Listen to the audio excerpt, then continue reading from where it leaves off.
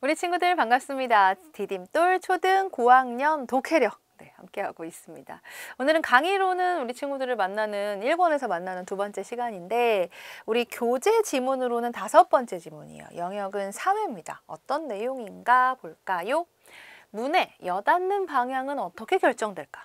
에? 그냥 여는 거 아니었어요? 그러니까 어떤 문은 안쪽으로 이렇게 열리는 문이 있잖아요. 문이 안쪽으로 열리면 좀 피해야죠. 문이 열릴 수 있도록. 어떤 문은 이렇게 바깥쪽으로 밀고 나가는 문도 있죠. 그럴 때는 그냥 열리는 방향으로 같이 나가면 되죠. 근데 그게 그냥 그렇게 한 게 아니었나 봅니다. 뭔가 이유가 있어서 그렇게 결정을 했나 보죠. 궁금합니다. 볼까요? 건축에서 문의 방향을 결정짓는 요인은 크게 3가지 정도로 꼽을 수 있다. 첫째는 공간의 활용, 둘째는 비상시의 대피, 셋째는 행동과학의 그것이다.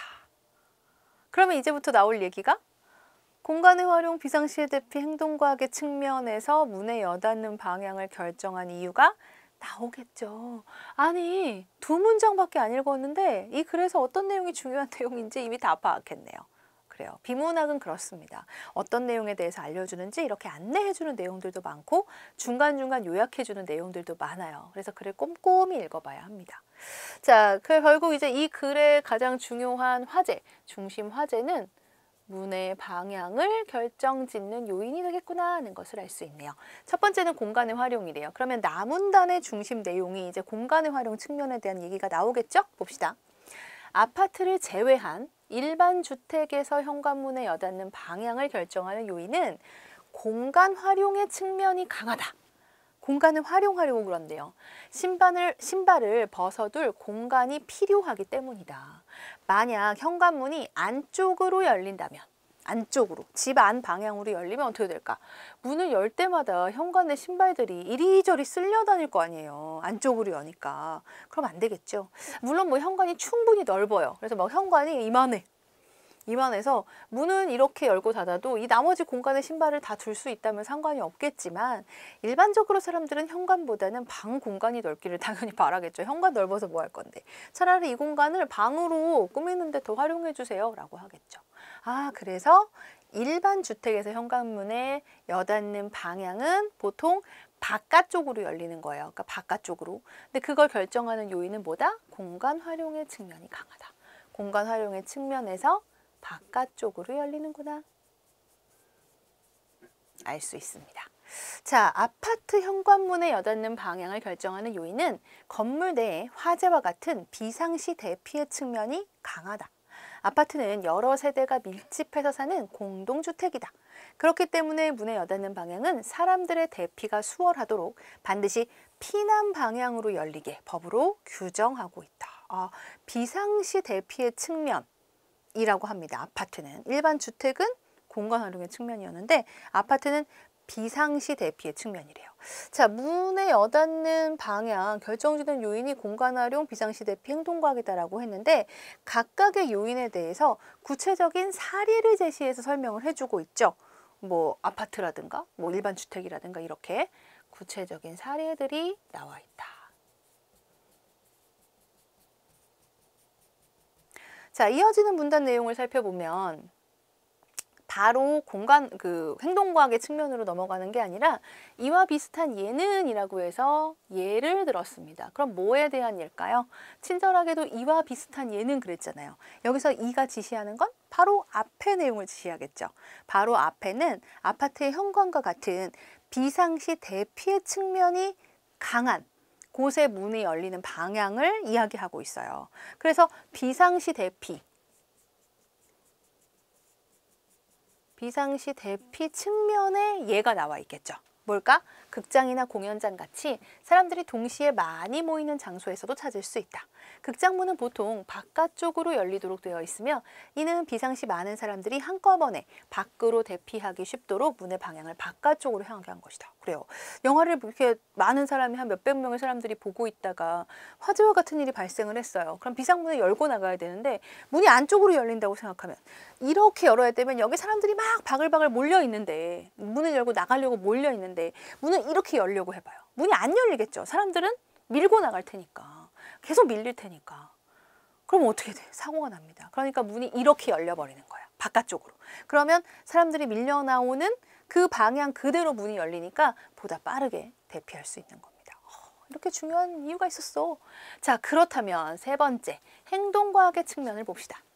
간단한 일상의 예로 이해해보자. 여기서도 예를 들어서 설명하고 있네요.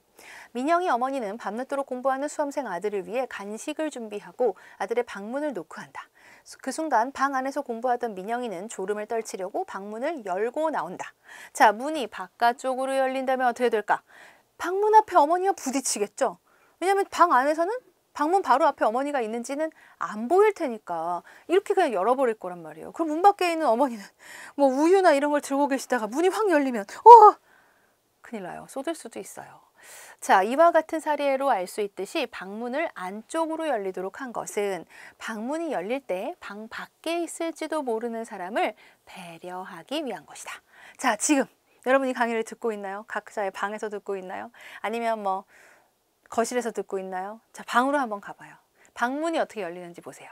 모든 방문은 안쪽으로 열리게 되어 있습니다. 문 밖에 있는 사람을 배려하기 위한 거래요.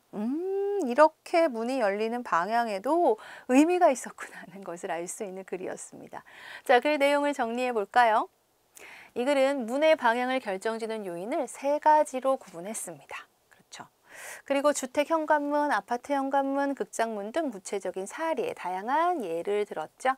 문의 방향이 지닌 특징을 설명하고 있는데, 자, 총 5개의 문단인데요. 가문단은 문의 방향을 결정짓는 요인 세 가지다라고 먼저 제시를 하고, 이어지는 문단에서 각각 공간 활용의 측면, 비상시 대피의 측면, 행동과학의 측면 나누어서 설명을 하고 있습니다. 이때 주의할 게 다와 라가 지금 묶여 있는 것을 확인할 수 있을 거예요. 나머지는 각각 하나인데 왜 묶었을까?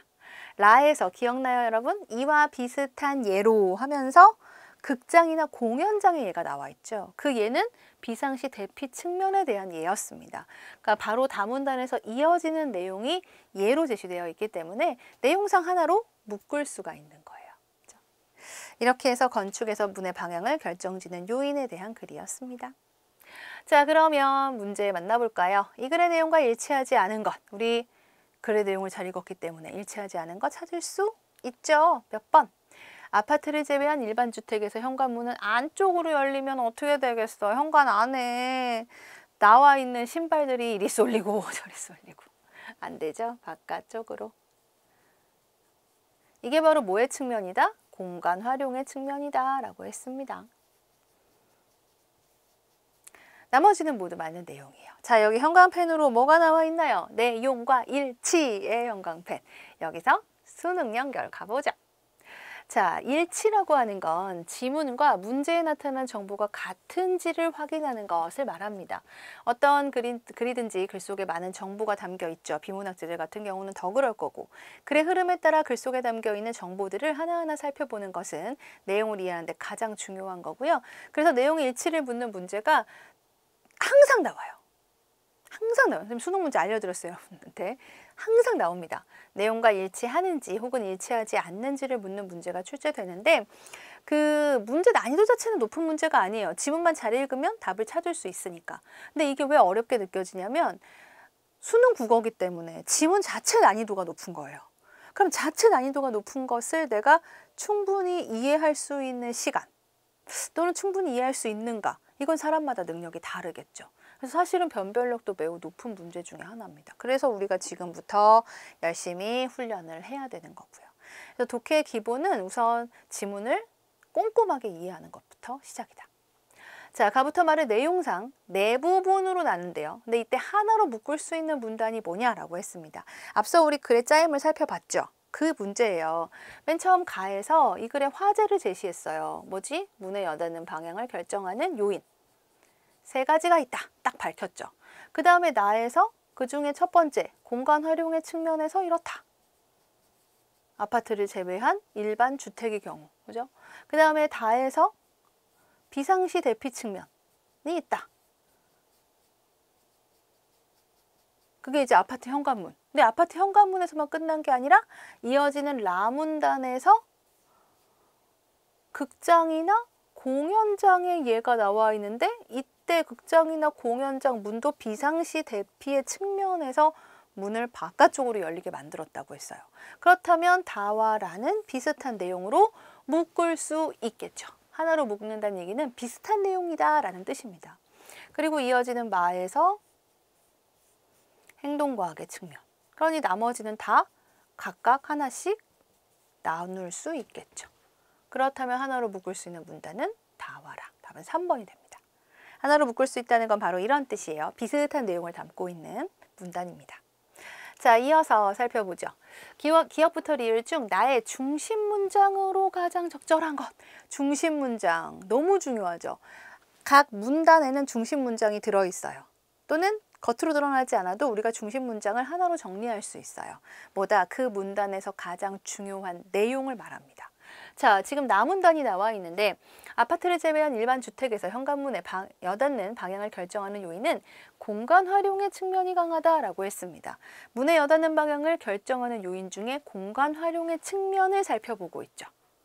자, 왜 그러냐 하면서 뭐 신발을 벗어둘 공간이 필요하잖아. 안쪽으로 열리면 신발들이 이리저리 쓸려 다닐 거 아니야. 현관이 넓으면 상관없겠지만 사람들은 방이 넓은 걸 더 좋아해.